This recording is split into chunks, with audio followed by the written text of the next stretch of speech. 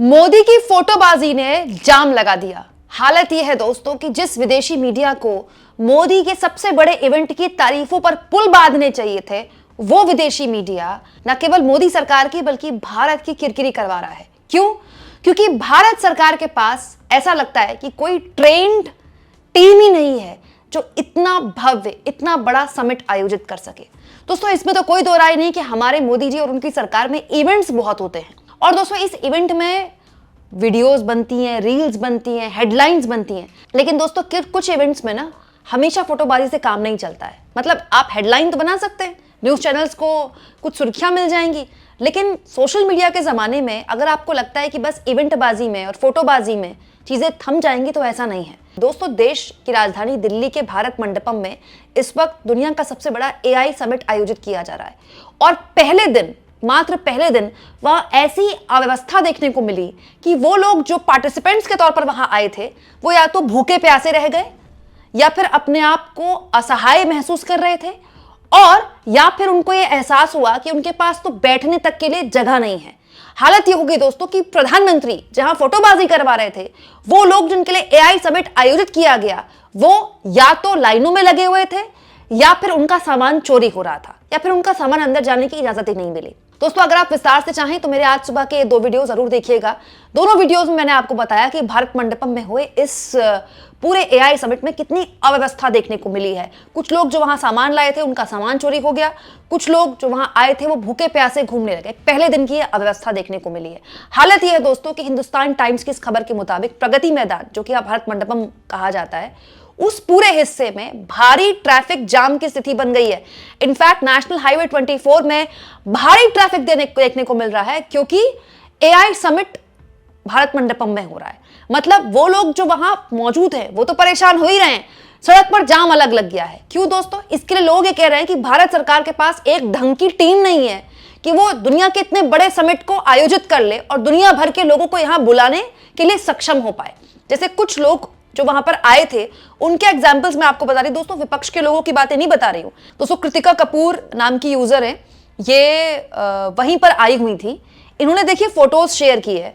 ये photos share करके बता रही है कि वहां इतनी भीड़ है, और एक्सपो एरिया में 2 घंटे के लिए सबको हॉल से बाहर कर दिया गया, क्योंकि मोदी जी को वहां पर आना था। मोदी जी की वीडियो शूट होनी थी, रील्स बननी थी।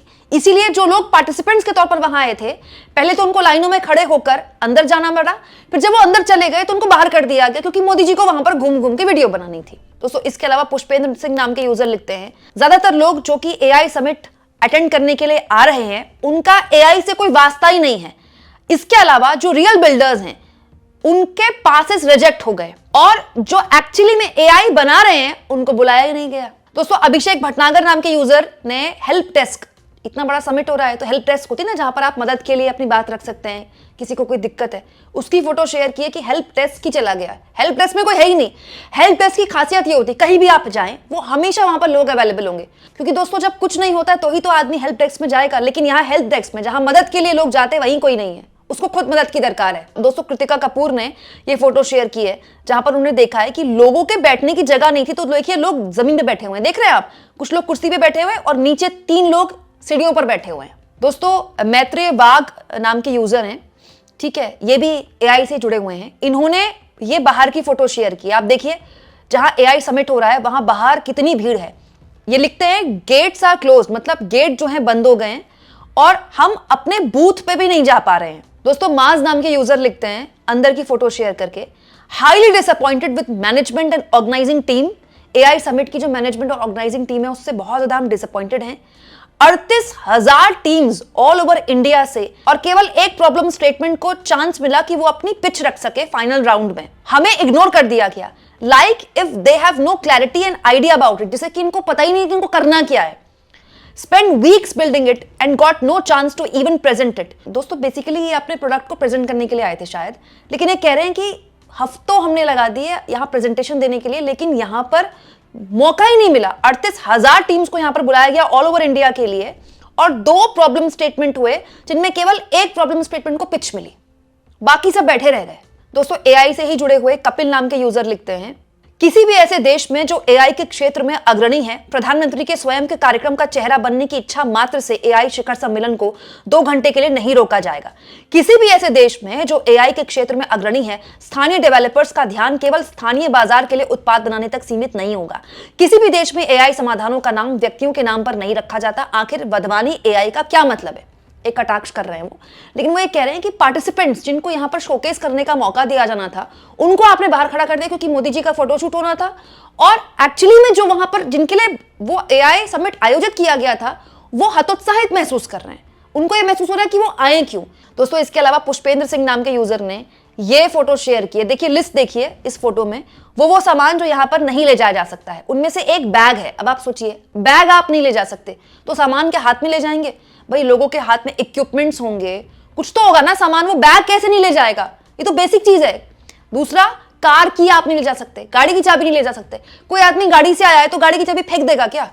हर आदमी ऑटो से आए या कैब से आए, ये चाह रही है सरकार। दूसरा, इसके अलावा एयरबड्स भी यहां पर मना कर दिए गए। एआई समिट और एयरबड आप नहीं ले जा सकते, हेडफोन नहीं ले जा सकते, यहां तक कि पानी और खाना भी अलाउ नहीं किया गया। चलिए कोई बात नहीं, आपने पानी खाना अलाउ नहीं किया, लेकिन जो लोग वहां पर थे पूरा दिन कल, उनका ये कहना है क्योंकि मोदी जी को वहां पर आना था इसलिए सबको बाहर कर दिया गया सुरक्षा कारणों की वजह से।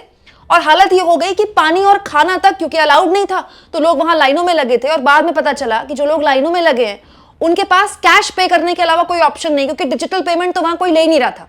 सोचिए आप एआई समिट कर रहे हैं और वहां आपको कैश पेमेंट देनी पड़ रही है। दोस्तों, प्रियांशु रत्नाकर जो वहां शायद गए हुए थे, उन्होंने बताया कि क्यों इंडिया इस तरह से पिछड़ रहा है। बाकायदा उन्होंने पूरी लिस्ट सौंपी हुई है दोस्तों कि किस तरह से भारत एआई में पिछड़ा। क्योंकि एआई समिट जो हो रहा है उसकी एक्चुअल पिक्चर क्या है? Cash only payment, digital India UPI, मतलब आपको डिजिटल इंडिया का नारा देना है, लेकिन एआई समिट में आपको कैश से पेमेंट करनी है। दूसरा, पीएम विजिट की वजह से लोगों को बाहर कर दिया गया। एग्जिबिटर्स जो वहां पर अपने सामान को एग्जिबिट करने के लिए आए थे, अपनी टेक्नोलॉजी को एग्जिबिट करने के लिए आए थे, उनको उनके स्टॉल से बाहर कर दिया गया। 3 घंटे की क्यू थी अगर आपको एंट्री करनी है तो। फाउंडर के प्रोडक्ट चोरी हो गए समिट में, वाईफाई तक नहीं है एआई इवेंट में ढंग का। इसके अलावा आप अपनी कार और बाइक की चाबी नहीं ले जा सकते, कैमरा नहीं ले जा सकते, लैपटॉप नहीं ले जा सकते। बताइए एआई समिट में आप लैपटॉप नहीं ले जाएंगे? लोगों से कहा गया कि वो जमीन पर बैठ जाएं। स्पीकर लाइनअप नहीं था, ब्यूरोक्रेट्स जिन्होंने रियल शिपमेंट को स्किप कर दिया, रजिस्ट्रेशन सिस्टम क्रैश हो गया। पूरी लंबी लिस्ट लिखी है उन्होंने, बहुत लंबा ट्वीट। दोस्तों आप चाहें तो खुद देख सकते हैं कि कितनी अव्यवस्था वहां पर आए लोगों को हुई है। हालत ये होगी दोस्तों, रॉयटर्स दुनिया के सबसे बड़े मीडिया संस्थानों में से एक है रॉयटर्स, उसने भी जो एआई समिट जिसके लिए अच्छी अच्छी खबरें छपनी चाहिए थी, उसके लिए क्या खबर छापी है? इंडिया के एआई समिट में पहले दिन भारी अव्यवस्था का सामना करना पड़ा, हद से ज्यादा भीड़ थी, ऑर्गेनाइजेशनल लैप्स था, ओपनिंग डे पहले दिन।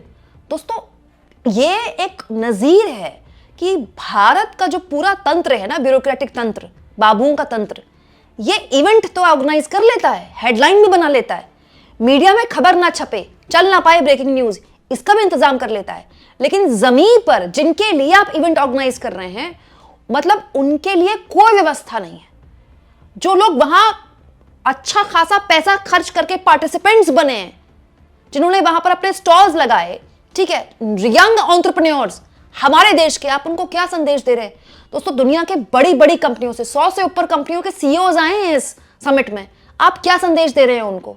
देश भर नहीं, दुनिया भर की कंपनियों को आपने यहां बुलाया कि आइए हम दुनिया का सबसे बड़ा एआई समिट कर रहे हैं। तो बस दुनिया का सबसे बड़ा एआई समिट कर रहे हैं, यही हेडलाइन बनानी थी आपको, या फिर आपको कोई व्यवस्था भी इसके लिए देनी थी? और अगर सरकार तैयार नहीं थी तो 2-3 महीने बाद आप कर लेते, क्यों आपने भारत की किरकिरी करवाई? दोस्तों ये है वो हॉल जो कि पूरा भरा हुआ था, और ये है वो मोदी जी की वीडियो जिसके फोटोशूट के लिए इसको खाली करा लिया गया। जिन लोगों को बाहर किया गया ना, पैसे दिए थे उन्होंने वहां पर अपने स्टॉल्स लगाने के लिए, सोचिए उनको बाहर कर दिया गया और घंटों उनको बाहर खड़ा किया गया, क्योंकि मोदी जी की सुरक्षा के लिए पहले इलाके को सैनिटाइज करना था और फिर मोदी जी का फोटोशूट होना था। दोस्तों रतन ढिल्लन ने फोटो शेयर किए, जरा आप देखिए, हालत देखिए लाइन की। एआई समिट आप कर रहे हैं, लेकिन आपको जो एंट्री करनी है उसमें कोई फेशियल रिकॉग्निशन, जैसे हमारे फोन होते हैं दोस्तों, आईफोन्स में तो होता है, एंड्रॉइड का मुझे पता नहीं, आपको ऐसे अपना चेहरा दिखाना है और उसके बाद फोन का लॉक खुल जाता है। ऐसे ही इस तरह के बड़े इवेंट्स में फेस रिकग्निशन होता है कि आपको किसी को पास नहीं दिखाना जिसकी वजह से भीड़ ना हो।